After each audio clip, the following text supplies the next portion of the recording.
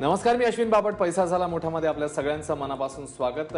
पैसा झाला मोठाच्या या आधीच्या एपिसोड्समध्ये आपण घराच्या दृष्टीने आणि कराच्या दृष्टीने काही तपशीलवार जाणून घेतलेलं होतं.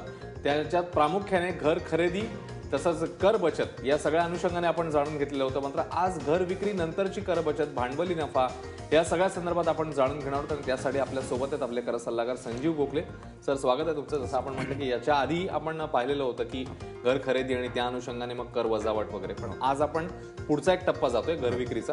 तर मी तेच मला विचारायचं, मुळात भांडवली नफा म्हणजे काय आणि त्याच्यानंतर त्याचे किती प्रकार साधारण आयकर कायद्यामध्ये आहेत, त्याच्या अनुषंगाने काय तरतुदी? अश्विन, भांडवली नफा म्हणजे जेव्हा घर, जमीन, जुमला म्हणजे प्लॉट ऑफ लँड किंवा सोनं, शेअर्स, कुठल्याही प्रकारची मालमत्ता आपण जेव्हा विक्री करतो त्यातनं जो नफा आपल्याला होतो त्याला भांडवली नफा असं आयकर कायद्यात म्हटलेलं आहे. ह्याचे साधारण दोन प्रकार आहेत. एक दीर्घकालीन भांडवली नफा आणि अल्पकालीन भांडवली नफा. एखादी मालमत्ता आपल्याकडे जर 36 महिने किंवा त्याच्यापेक्षा जास्त काळ असेल तर अशा वेळेला होणारा भांडवली नफा, तेव्हा विक्रीनंतर होणारा भांडवली नफा हा दीर्घकालीन भांडवली नफा असं धरलं जातं. पण जर 36 महिन्यापेक्षा कमी काळ म्हणजे साधारण 3 वर्षापेक्षा कमी काळ जर हे आपलं मालमत्ता आपल्याकडे असेल आणि जर आपण त्याची विक्री केली तर होणारा भांडवली नफा हा अल्पकालीन भांडवली नफा असं धरलं जातं. मात्र शेअर्स आणि इक्विटी ओरिएंटेड म्युच्युअल फंड्स या दोनांना मात्र अपवाद आहे. त्यांच्याकरता 12 महिन्याच्या नंतर जर ते विक्री झाली शेअर्सची किंवा म्युच्युअल फंडाची युनिटची तर मात्र होणारा नफा हा दीर्घकालीन धरला जातो. म्हणजे इतर मालमत्तेसाठी 36 महिने 3 वर्ष आणि शेअर्स आणि म्युच्युअल फंडाच्या इक्विटी ओरिएंटेड युनिटसाठी 12 महिने दीर्घकालीन नफ्यासाठी हा कालावधी आहे. याचा अर्थातच एकच गोष्ट अशी की दीर्घकालीन नफ्यावर कर कमी लागतो, अल्पकालीन नफ्याचा कर जास्त लागतो. ते तुमच्या उत्पन्नात ऍड केलं जातं. दीर्घकालीन भांडवली नफ्यावर 20% दराने स्थिर कर लागतो.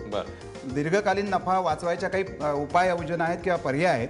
अल्पकालीन नफा वाचवायच्या पर्याय फारसे नाही आहेत आणि त्यामुळे जितका काळ तुम्ही जास्त थांबाल तितका होणारा नफा करमुक्त होऊ शकतो. अशा पद्धतीने 2 प्रकार या कायद्यात उल्लेख केलेले आहेत. बरं, पण मग घर विक्रीतनं होणारा भांडवली नफा जो आहे तो नेमका कसा काढायचा, ते गणित नेमकं कसं असतं? अश्विन, हे थोडंसं कॉम्प्लिकेटेड आहे पण आपण समजून घेऊ. घराच्या विक्रीच्या किमतीतनं 3 गोष्टी आपण वजा करू शकतो. पहिली गोष्ट म्हणजे घर विक्री करताना आलेला आपल्याला जो खर्च आहे, वकिलाची फी आहे किंवा स्टॅम्प ड्युटी आपण भरत असू आहे, शेअर प्रीमियम कधी कधी सोसायटी घेते ते आहे, ब्रोकरेज द्यायला लागतं कधी कधी ते आहे, त्या गोष्टी आपण वजा करू शकतो. हा पहिला मुद्दा. दुसरं, घराची खरेदीची किंमत आपण वजा करू शकतो. परंतु खरेदीची किंमत ही सरळ वजा न करता त्याची महागाई, इन्फ्लेशन कॉस्ट इंडेक्सनी निर्देशित किंमत आहे ती वजा करते. मी एक उदाहरण देतो. समजा मी 1 कोटी रुपयाला माझं घर विकतो मुंबईमध्ये, जे मी 10 वर्षापूर्वी 2006 मध्ये 20 लाखाला घेतले. आता नॅचरली 2006 मध्ये जी गोष्ट 20 लाखाला मिळायची सर्वसाधारणपणे, महागाई झाल्यामुळे गेल्या 10 वर्षात त्याच गोष्टीला सर्वसाधारण किती किंमत द्यायला लागेल? म्हणजे घराची किंमत मला 1 कोटी मिळते पण सर्वसाधारण महागाई निर्देशांकाप्रमाणे जी गोष्ट 20 लाखाला मिळायची ती आज किती द्यायला लागेल? आपण एक छोटं उदाहरण घेऊ की रिक्षाने आपण 10 वर्षापूर्वी जायचो तेव्हा 9 रुपये कमीत कमी तिकीट होतं. आता ते आपल्याला 18 रुपये द्यायला लागतं. म्हणजे जवळपास दुप्पट किंमत द्यायला लागते. एका हॉटेलमध्ये आपण जर खात असू तर साध्या एका डिशला 25 ते 30 रुपये लागायचे, आज कमी कमी 50 ते 60 रुपये लागतात. 10 वर्षात जर ही महागाई आपला अशा पद्धतीने किंमत एखाद्या वस्तूची वाढू शकते तर सर्वसाधारण जे 20 लाखाला मी घर घेतलं ते आज किती लाखाला गेलं असतं तर ते समजा आपण म्हणू की डबल झालं असतं तर 40 लाखाला गेलं असतं. त्या 40 लाख ही त्या वस्तूची निर्देशित किंमत आहे. बरोबर. 1 कोटी माझ्या विक्रीच्या किमतीतनं ही निर्देशित 40 लाख मी जेव्हा वजा करतो तेव्हा मधला फायदा हा 60 लाख हा भांडवली नफा होतो. अश्विन, तू असं बघितलंस तर मी 20 लाखाला घर घेतलं आणि आज 1 कोटीला विकतोय म्हणजे 80 लाख नफा झाला असं वाटतं. परंतु या महागाईचा निर्देशांक जर वापरला तर हा 80 लाखाचा नफा टॅक्स कॅल्क्युलेशनसाठी 60 लाखावर येतो. बरोबर. आणि हा फायदा कॉस्ट इन्फ्लेशन इंडेक्सचा हा सरकार देत असतं. दरवर्षी हा इंडेक्स सरकार नोटिफाय करत असतं. त्याप्रमाणे 1981 सालापासूनचे हे नोटिफाईड जे आहेत ते आपण वापरू शकतो आणि आपली किंमत निर्देशित ठरवू शकतो. अशा रीतीने या 60 लाखावर आपल्याला कर भरायला लागेल लॉंग टर्म कॅपिटल गेन. याच्याशिवाय जर घरात मी काही स्ट्रक्चरल चेंजेस केले असतील, म्हणजे एखादी रूम वाढवली असेल, एखादा मजला वाढवला असेल, फ्लॅटमध्ये शक्यतो शक्य नाही पण माझं स्वतःचं घर एखाद्या गावात असेल तर मी हे करू शकतो. तर त्याचीही किंमत, निर्देशित किंमत आपण वजा करू शकतो. म्हणजे त्या घराच्या सुधारणा करण्याकरता जो खर्च आलाय तोही वजा करू शकतो विक्रीतनं. अशा तिन्ही वजावटी झाल्यानंतर जो काही राहील तो माझा भांडवली नफा, दीर्घकालीन भांडवली नफा आहे. त्याच्यावर 20% दराने तुम्हाला कर द्यायला लागतो. माझ्या मगाच्या उदाहरणामध्ये 60 लाखावर 12 लाख इतका आयकर आपल्याला भरायला नाही. त्यामुळे बऱ्याच जणांना याची कल्पना नसते, त्यामुळे घर विक्री करतात, पुढे काहीच करत नाहीत. त्यांनी ह्याचा विचार ठेवणं आवश्यक आहे की अशा रीतीने त्यांना कर लागू शकतो. तर त्यांनी घर बरेच वर्षापूर्वी घेतलं असेल. खरं. आणि मग हा कर वाचवायचा असेल किंवा त्या दृष्टीने मग काय तरतूद आहे तिकडे कशी पावलं टाकायची? निश्चित कर वाचवायला 2 पर्याय आयकर कायद्याने आपल्याला दिले. त्यातला पहिला पर्याय म्हणजे विक्री झाल्यापासून 6 महिन्यात तुम्ही रोखे घेऊ शकता. सरकारी कंपन्यांचे रोखे घेऊ शकता, ज्याला आपण कॅपिटल गेन बॉन्ड्स असं म्हणतो. National highway authorities of India आणि रुरल इलेक्ट्रिफिकेशन कॉर्पोरेशन असे 2 रोखे सध्या विक्रीला उपलब्ध आहेत. ह्या रोखे घेऊन आपण हे आपला कर वाचू शकतो. परंतु त्याला नियम असा आहे की जास्तीत जास्त 50 लाखापर्यंतचे रोखे आपण घेऊ शकतो.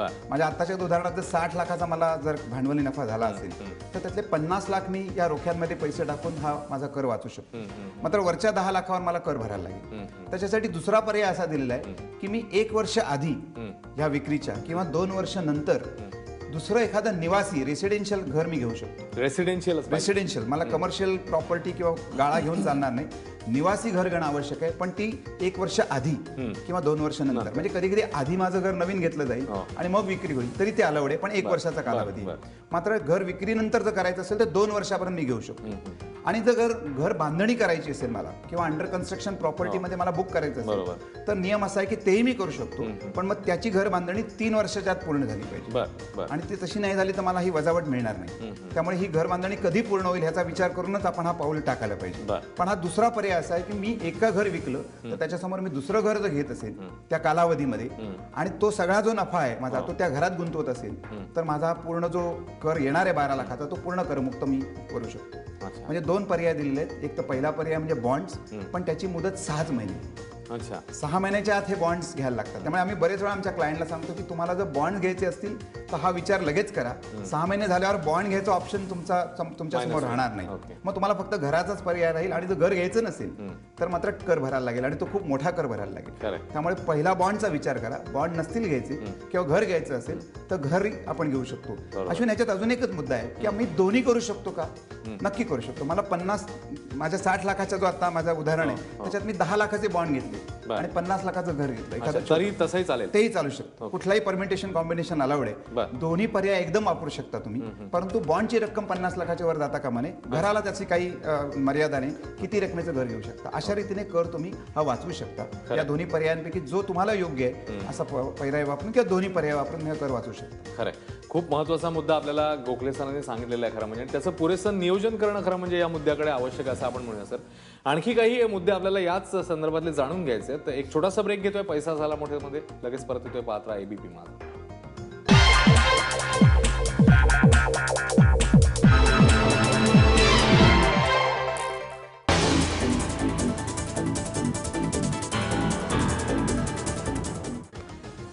ब्रेक नंतर पैसा झाला मोठ्यामध्ये आपल्या सगळ्यांचं मनापासून स्वागत. घर विक्री नंतर आपण कर बचत आणि भांडवली नफा या सगळ्याचं गणित नेमकं कसं सांभाळायचं याच अनुषंगाने आपली चर्चा सुरू आहे. कर सल्लागार संजीव गोखले आपल्यासोबत आहेत. ब्रेकपूर्वी सर तुम्ही महत्वाचा मुद्दा सांगितलेला होता आयकर वाचवण्याच्या दृष्टीने. आणखी पुढे जाऊया आपण.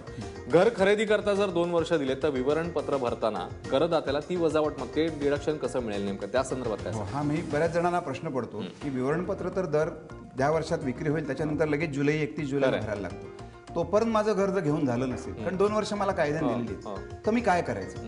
मग विवरणपत्रात ती वजावट मी घ्यायची का नाही घ्यायची याचं उत्तम याचा जो उत्तर आहे ते म्हणजे कायद्यातच तशी प्रोव्हिजन केलेली आहे. कायद्यात असं म्हटलेलं आहे की जर तुम्ही 31 जुलै म्हणजे तुमची रिटर्न भरायची जी तारीख आहे त्या तारखेपर्यंत जर तुमचं घर घेणं झालं नसेल किंवा त्याच्यासाठी पैसे बुकिंग झालं नसेल तर ही जी रक्कम आहे ही तुम्ही वेगळ्या बँक अकाउंटमध्ये कॅपिटल गेन अकाउंट स्कीम 1988 अशी बँकेत आपल्याला अकाउंट उघडू शकतो. त्या बँकेत आपण ही रक्कम टाकू शकतो आणि तिथून हा पैसा तुम्ही जेव्हा तुमचं घर घेणं होईल पुढच्या 2 वर्षात किंवा मी म्हटल्याप्रमाणे 3 वर्षातही शक्य आहे जर अंडर कन्स्ट्रक्शन असेल तर अशा नवीन घरासाठी हा इथून पैसे देऊ शकता. मात्र अशी ह्याच्यात काळजी अशी घ्यायची की एकदा ते पैसे त्या बँक अकाउंटमध्ये गेले की बँकांना अशी निर्बंध आहे की हा पैसा ते परत तुम्हाला देऊ शकत नाही. ते पैसे फक्त घर खरेदी करताच बँक देऊ शकते. जर तुम्हाला ते पैसे परत हवे असतील, तुम्ही तुमचा विचार बदलला, समजा घर नाही घ्यायचं ठरलं तर मात्र तुम्हाला टॅक्स भरायला लागतो इन्कम टॅक्स ऑफिसरचं नो ऑब्जेक्शन आणायला लागतं आणि मग हा पैसा तुम्ही परत काढू शकता. त्यामुळे जेव्हा हा पैसा तुम्ही टाकाल तेव्हा तुम्ही हा विचार करा की आधी मी काही घर खरेदीचं, बरेच वेळा असं होतं की बुकिंगला काही रक्कम देतो. जसं मगाच्या उदाहरणात 60 लाखापैकी मी 10 लाख बुकिंगला दिलेले आहेत, पण 50 लाख मात्र मला लगेच द्यायचे नाहीत. अशा वेळी जे 31 जुलै जवळच असेल तर एक मी बँक अकाउंट उघडून त्याच्यात पैसे ते टाकू आणि तिथून उरलेले जसं असं तो बिल्डर मला डिमांड करेल तेव्हा हे पैसे मी देऊ शकतो. परंतु ही काळजी प्रत्येक करदात्याने घेणं आवश्यक आहे, ज्यांनी आपली घर विक्री केली आहे, की इन्कम टॅक्सची जी रिटर्न भरायची ड्यू डेट आहे त्याच्या आधी ही काळजी घेऊन जर रक्कम खर्च झाली नसेल घरासाठी तर वेगळ्या बँक अकाउंटमध्ये या स्कीमच्या अंडर टाकायला लागते त्याला आणि मग तिथून ते पैसे घरासाठी वापरू शकतो. इकडे एक मुद्दा आपण अधोरेखित करूया की वेगळं बँक अकाउंट आपल्याला ओपन करायचं. वेगळं म्हणजे तसं कॅपिटल गेन अकाउंट स्कीम 1988 ही स्कीम प्रत्येक नॅशनलाइज बँकेत उपलब्ध आहे. त्याच्यात 2 प्रकारची अकाउंट असतात, ए आणि बी. ए म्हणजे एक सेव्हिंग अकाउंट असतं. मला लगेचच पुढच्या काही महिन्यात घर घ्यायची इच्छा आहे तर मी सेव्हिंग अकाउंटमध्ये पैसे टाकावे. जर मला 2 वर्षात पहिलं 1.5 वर्ष काहीच करायचं नाही आणि शेवटल्या 6 महिन्यात मी घर घ्यायचं मनात इच्छा आहे तर मी 1.5 वर्ष ते पैसे फिक्स डिपॉझिटला लावू शकतो.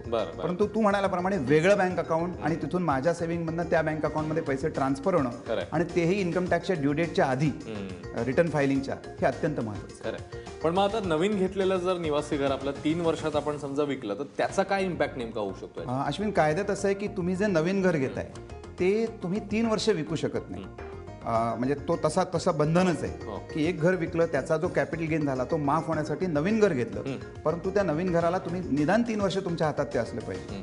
तसं जर काही कारणामुळे तुम्हाला ते विकायला लागलं किंवा तुम्ही विकलं तर जो मूळचा भांडवली नफा जो करमुक्त झाला आहे तो करपात्र होईल, टॅक्सेबल होईल.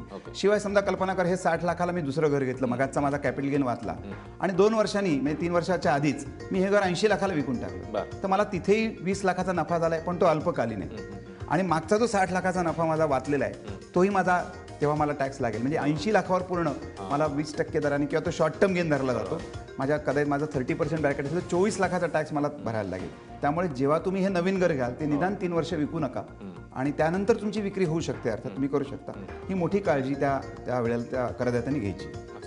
आता तुम्ही सांगितलं की परत तो जो आहे तो नफा करपात्र होतो, तर मग तिकडे पुन्हा एकदा टॅक्स वाचवण्याच्या दृष्टीने काय पर्याय, काय काळजी घ्यायला नाही? तेव्हा तिथे टॅक्स वाचवणं हे शक्यच नाही, कारण तिथे परत दीर्घकालीन नफा झाला असेल तर हे आपले पर्याय जे आहेत ते उपलब्ध होतात.